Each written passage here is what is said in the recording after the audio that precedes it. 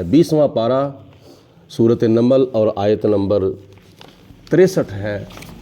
اس آیت مبارکہ کے اندر بھی اللہ پاک نے حضور نبی کریم علیہ السلام کی زبان مبارک سے کافروں سے 2 سوالات فرمائے ہیں کہ اے کافرو ان 2 سوالوں کا جواب دو۔ پہلا سوال کیا ہے؟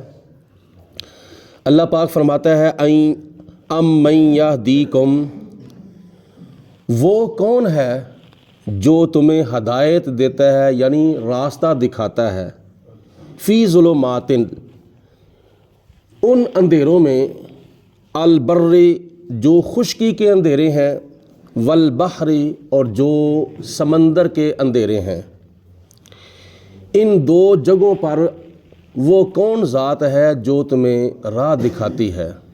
یقیناً وہ اللہ پاک کی ذات ہے جو مسافروں کو بری سفر کرتے ہوئے زمین کے نشانات کے ذریعے اللہ تعالیٰ راہ دکھاتا ہے، اور جب مسافر بحری سفر کرتے ہیں، سمندر کا سفر کرتے ہیں، تو اس وقت رات کا جب اندھیرا چھا جاتا ہے تو رات کے اندھیرے کے اندر کشتی کے اوپر جب سواری کرتے ہوئے سوار بیٹھتے ہیں تو ملاح جب کشتی چلاتا ہے تو اس وقت بالکل اندھیرا ہوتا ہے، کوئی آگے ٹارچ نہیں ہوتی، کوئی آگے لائٹ نہیں ہوتی جس کی وجہ سے راستہ نظر آئے کہ مسافر نے کدھر کو جانا ہے۔ منزل مقصود تک پہنچنے کے لیے اللہ پاک کی ذات نے تارے پیدا فرمائے ہیں آسمان پر۔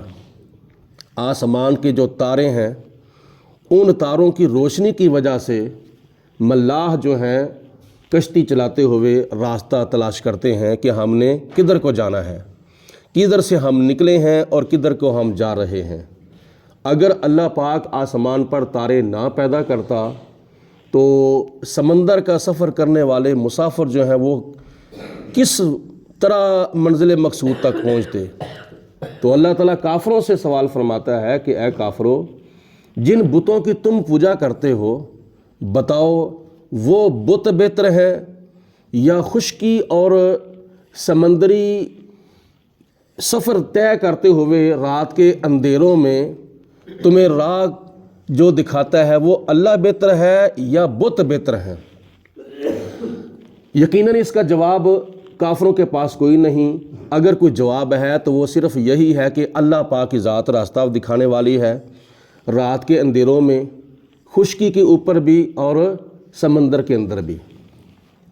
حدیث پاک میں آتا ہے نبی کریم علیہ السلام نے ارشاد فرمایا کہ میری جو اہل بیت ہیں، میری جو آل ہے، یعنی حضرت علی المرتضیٰ رضی اللہ تعالی عنہ اور حضرت فاطمہ الزہرا رضی اللہ تعالی عنہا، حضرت امام حسن مجتبی رضی اللہ تعالی عنہ اور حضرت امام حسین شہید کربلا رضی اللہ تعالی عنہ، نبی پاک علیہ السلام کے گھر والے کون کون؟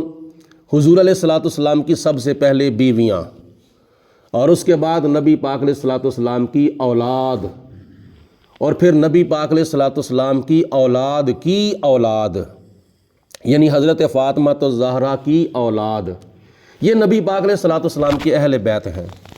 تو حضور علیہ السلام نے فرمایا کہ میرے اہل بیت تمہارے لیے ایسے ہیں جیسے حضرت نوح علیہ السلام کی کشتی ہے۔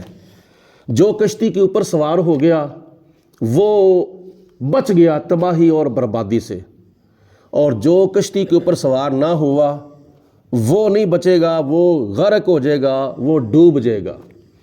اسی طرح مسافر کو سفر طے کرنے کے لیے، سمندر کا سفر طے کرنے کے لیے 2 چیزوں کی ضرورت ہے، اور دونوں میں سے کسی ایک کا بھی انکار کرے گا تو وہ کبھی بھی منزل مقصود تک نہیں پہنچ سکتا۔ بلا نبی صاحب دیکھو ذرا،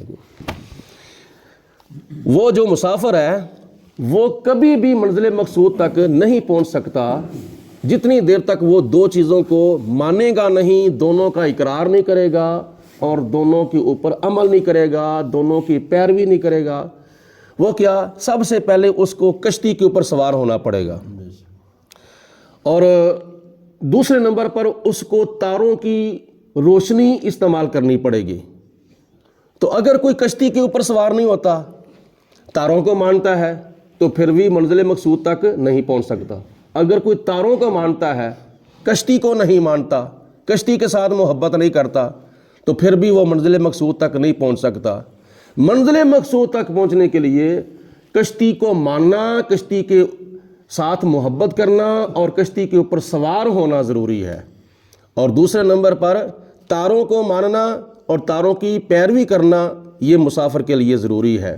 تو نبی پاک علیہ الصلوۃ والسلام نے فرمایا منزل مقصود تک پہنچنے کے لیے میری اہل بیت پاک سے محبت کرو۔ دوسرے نمبر پر اصحابی کالنجوم فبأیہم اقتدیتم فاہتدیتم، یہ جو میرے صحابہ ہیں نا، میرے تارے ہیں، اور ان میں سے جس کی بھی تم اتباع کرو گے تم ہدایت یافتہ ہو جاؤ گے، یعنی تم کامیاب ہو جاؤ گے، منزل مقصود تک پہنچاؤ گے۔ اعلیٰ حضرت امام محمد رضا رحمۃ اللہ تعالی علیہ فرماتے ہیں کہ اہل سنت کا ہے بیڑا پار اصحاب حضور، نجم ہے اور ناؤ ہے اطرت رسول اللہ کی۔ تو اس لیے کشتی کے اوپر سوار ہونا بھی ضروری ہے اور تاروں کی روشنی کو ماننا بھی ضروری ہے۔ دوسرا سوال اللہ پاک کی ذات نے یہ فرمایا ہے وَمَن يُرْسِلِ الرِّيَاحَ بُشْرًا بَيْنَ يَدَيْ رَحْمَتِهِ، مجھے بتاؤ اے کافرو کہ وہ کون ذات ہے جو ہواؤں کو بھیجتی ہے، اور ہواؤں کو بھیجتی ہے کس لیے؟ خوشخبری سنانے کے لیے۔ یعنی ہواؤں کو اللہ پاک چلاتا ہے اس لیے کہ ہوائیں آ کے خوشخبری دیتی ہیں۔ کس چیز کی خوشخبری دیتی ہیں؟ کہ یدئی رحمتی، ہوائیں آ کر خوشخبری دیتی ہیں اللہ تعالیٰ کی رحمت کی۔ رحمت سے مراد اللہ تعالیٰ کا برسایا ہوا می ہے، پانی ہے، بارش ہے۔ بارش بعد میں آتی ہے، ہوا پہلے آتی ہے۔ جب ہوا آتی ہے تو وہ خوشخبری لے کے آتی ہے کہ میں آئی ہوں، میرے پیچھے اللہ تعالیٰ کی رحمت بارش کی شکل میں، می کی شکل میں بھی آ رہی ہے۔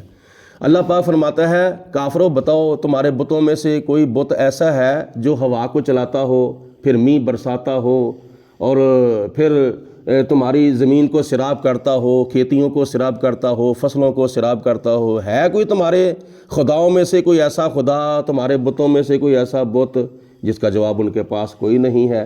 تو اللہ پاک نے فرمایا کہ جب تمہیں پتہ ہے کہ سمندری راستے کے اندر بھی تمہارے بتوں میں سے تمہیں کوئی راہ نہیں دکھاتا، اور رات کی تاریکی میں خشکی کے اوپر بھی، سڑکوں کے اوپر بھی تمہیں کوئی راستہ تمہارا بت نہیں دکھاتا، اور پھر تمہارا بت جو ہے وہ کوئی ہوا بھی نہیں لاتا، پانی بھی نہیں برساتا، اس کے باوجود تم ان کے آگے سر جھکاتے ہو، اس کے باوجود تم ان کو سجدہ کرتے ہو، ان کو معبود مانتے ہو۔ اِلٰہٌ مع اللہ، کیا اللہ تعالیٰ کے ساتھ اور بھی کوئی خدا اور بھی کوئی معبود ہے؟ تعالی اللہ، اللہ تعالیٰ بلند و بالا ہے، اللہ کی شان بڑی بلند و بالا ہے۔ اما یشرکون، اس سے جو وہ شرک کرتے ہیں۔ اللہ پاک ہم سب کو ہدایت عطا فرمائے اور ہدایت کے اوپر استقامت نصیب فرمائے۔ الصلاۃ والسلام علیک یا سیدی یا رسول اللہ، الصلاۃ والسلام علیک یا رحمۃ للعالمین وعلی آلک وصحبہ۔